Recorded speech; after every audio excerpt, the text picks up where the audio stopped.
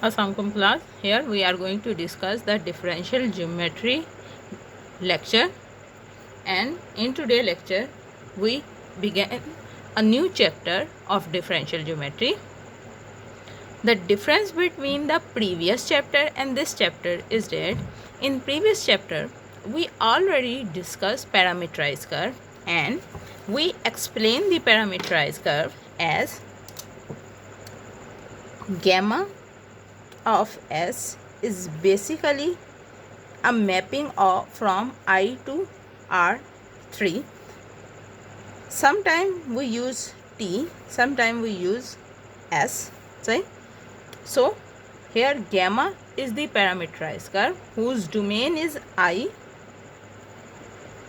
0 to 1 and whose range is R3. So the difference between first chapter parameterized curve and today's definition of parameterized curve is that in last lecture, in previous chapter, the parameterized curve either depend on T or depend on S, but here in our new chapter the parameterized curve gamma depend on more than one parameter, or exactly depend on two parameters u and v, right? So let's go with definition. Let gamma, which is equal to gamma u r, be a curve where u and v are independent parameter. So हमारे पास जो parameterise curve है अब वो दो independent parameters पे depend करता है. पहले जस्ट टी या एस सिंगल पैरामीटर पे डिपेंड करता था, अब टू पैरामीटर्स पे डिपेंड करें. नाउ आगे अब उसकी क्लासिफिकेशन की हुई है कि अगर हम लोग यू वी में से यू वाले पैरामीटर को कांस्टेंट ले लें तो हमारे पास कुछ इस तरह की शेप आ जाएगी, कांस्टेंट वी, और जो आउटपुट आएंगे, जो पैरामीटराइज कर्व्स आएंगे, उसको बेसिकली हम लोग कहेंगे वी पैरामीट्रिक कर्व. क्यों? क्योंकि यू जो है वो उसमें कांस्टेंट है. सिमिलरली अगर हम वी को कांस्टेंट ले लें तो हमारे पास जो कर्व्स आएंगे वो हमारे पास कहलाएंगे यू पैरामीट्रिक कर्व्स, क्योंकि हमने वी को कांस्टेंट लिया हुआ है. तो these represent family of curves for different values of C. क्योंकि सी कांस्टेंट है, जैसे जैसे वैल्यूज़ बदलते जाओगे हमारे पास एक नया कर्व जनरेट होता जाएगा, और इनका जो कलेक्शन है वो हमारे पास एक फैमिली की तरह से डील होगी. सो हमारे पास ये जो फैमिली सी की वजह से बनेगी उसको हम लोग यू कर्व्स और वी कर्व्स का नाम देते हैं, राइट? सो अगर मैं अगेन सम अप करूँ, here we are dealing with two parametric curves which have two independent variables u and v, right? In previous we have single parameter, either it's a t time or s arc length, but here it depend on two different variables u and v, right? Now next we discuss the first fundamental form of space curve, right? हमारे पास parameterise curve है gamma you we, और उस पे दो conjunctive points हम लोग sketch कर रहे हैं P और Q. नेबरिंग पॉइंट कह लो, कंजेक्टिव पॉइंट कह लो, हमारे पास ये यहाँ पे शो हुआ है. सही, हमने पैरामीटराइज कर्व को C का नाम दे रहे हैं और हम लोग कह रहे हैं कि P और Q जो है वो C पे अप्लाई हो रहे हैं, और ये ऑलमोस्ट जो हैं वो कंजेक्टिव हैं, मतलब साथ साथ नेबरिंग पॉइंट्स हैं. ओके जी. अब तो अगर ये हम लोगों के पास कंजेक्टिव हैं, एक चीज़ हम लोगों ने कॉन्सेप्ट पढ़ा था प्रीवियस में भी कि जब कर्व्स या सर्कल पे एक चीज़ होती है आर्क लेंथ दो कर्व्स के दरमियान, इसको हम लोग इसको नया बना लेते हैं. हमारे पास ये दो पॉइंट है, एक है P और एक है Q. सही, P Q. ये वाला जो ट्रैक है जो हमारे पास कर्व के ऊपर रह के जो लेंथ बताता है वो हमारे पास कहलाता है आर्क लेंथ, और straight line between P and Q वो हमारे पास कहलाती है कॉर्ड. सही, और ये हम लोगों ने पहले भी फर्स्ट चैप्टर में डिस्कस की हुई है. नाउ प्रीवियस एग्जाम्पल के लिए हम लोगों ने ये कहा है कि ये वाले आर्क लेंथ को हम ds कह रहे हैं और कॉर्ड को हम dr से कह रहे हैं, और ये क्लेम कर रहे हैं क्योंकि ये पॉइंट्स नेबरिंग या कंसेक्टिव हैं तो उनके दरमियान डिफरेंस इतना थोड़ा है कि वो आलमोस्ट जो है ds जो है वो dr के बराबर आ रहा है। मतलब आर्क लेंथ और कॉर्ड जो हैं वो सेम बिहेव कर रहे हैं क्योंकि इनका डिफरेंस इतना थोड़ा है, राइट। सो क्योंकि ds, अब हम लोगों ने यहाँ पे ये क्लेम कर दिया ds is equal to dr है आर्क लेंथ के लिए, इसके लिए हम लोग मॉड की वैल्यू भी इस्तेमाल कर रहे हैं। ठीक, जैसे ही हम स्क्वायरिंग पे जाते हैं, अगर ये स्क्वायर हो रहा है तो जाहिर सी बात है इसका भी स्क्वायर हो रहा होगा, राइट। सो जिसकी एग्जांपल हमारे पास ये आ जाए, इक्वेशन 1 जनरेट हो जाती है। नेक्स्ट, पैरामीटराइज कर्व है हमारे पास 2 वेरिएबल्स वाला u v।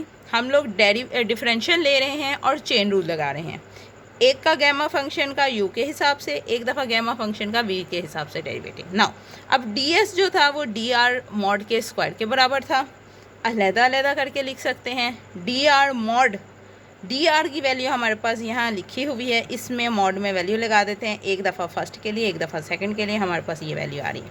मल्टीप्लिकेशन का असूल लग रहा है, जैसे सिंप्लीफाई करते हैं हमारे पास ये चीज़ आ जाती है क्योंकि यहाँ पे डॉट प्रोडक्ट लगा हुआ है, राइट। एक चीज़, दूसरी बात, हम लोगों के पास डॉट प्रोडक्ट लगा हुआ है, सेम टर्म्स है, आर का यू से गैमा का u से, v का गैमा का v से, एक दफ़ा डेरिवेटिव लेना है, दोनों टर्म्स सेम है, ये दोनों टर्म्स जो है वो आपस में ऐड होके 2 टाइम्स बन जाएंगी, राइट। नेक्स्ट हम लोग क्या कर रहे हैं, कॉमन लेने लगे, नोटेशन इंट्रोड्यूस करवाने लगे हैं। Gamma derivative with respect to u को हम लोग गैमा 1 का नाम दे रहे हैं, gamma derivative with respect to v को गैमा 2 का नाम दे रहे हैं। मतलब गैमा 1 गैमा 2 गैमा 1 गैमा 2। अगर इसको इक्वेशन को रीराइट करें तो हमारे पास कोई ये शेप बन रही है, ds square is basically equal to gamma 1 mod square du square plus gamma 2 mod square dv square plus 2 gamma 1 gamma 2 du dv, right. यहाँ पे हमारे पास 2 जो आया वो अभी मैंने कहा था कि ये दोनों टर्म्स जो हैं डॉट प्रोडक्ट की वजह से सिमिलर बिहेव करेंगी तो इनका एडिशन हो जाएगा। दूसरी बात, क्योंकि ये 2 वेक्टर्स का डॉट प्रोडक्ट है तो इसमें मैग्नीट्यूड लगाने की ज़रूरत नहीं है, इसलिए यहाँ पे मैंने मैग्नीट्यूड जो है वो रिमूव किया हुआ है, सही। अगेन मैं नोटेशन इंट्रोड्यूस करवाने लगी हूँ। इस पूरी टर्म के लिए गैमा 1 मॉड स्क्वायर के लिए हम लोग कैपिटल E की टर्म इस्तेमाल कर रहे हैं।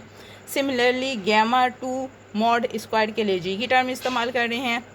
And lastly gamma 1 dot gamma 2 के लिए हम लोग F की टर्म इस्तेमाल कर रहे हैं। जैसे मैं वैल्यूज़ को रिप्लेस करती हूँ हमारे पास ये इक्वेशन आ जाती है।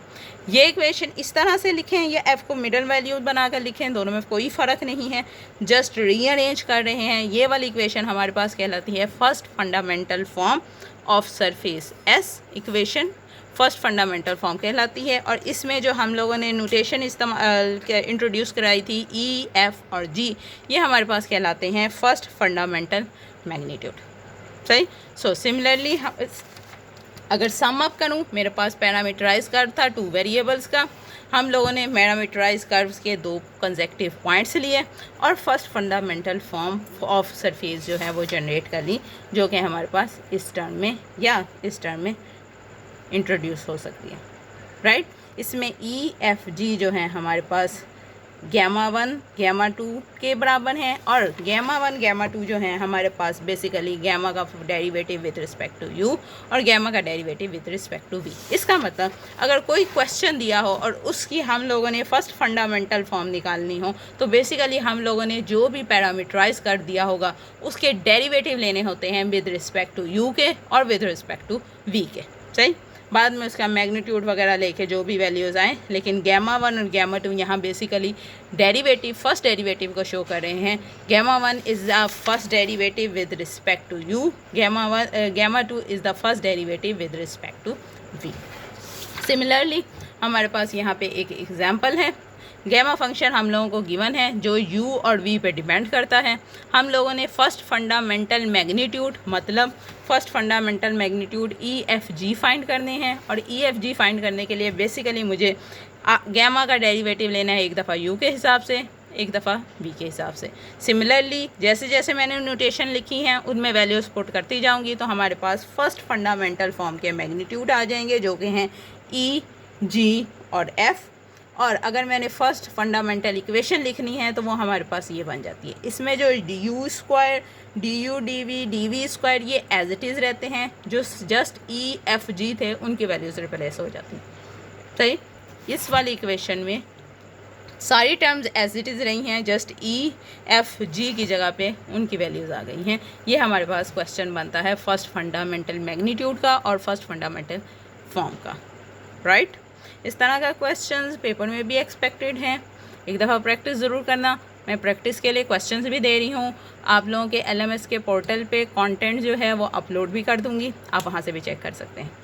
थैंक यू, बी सेफ़, अल्लाह हाफिज़।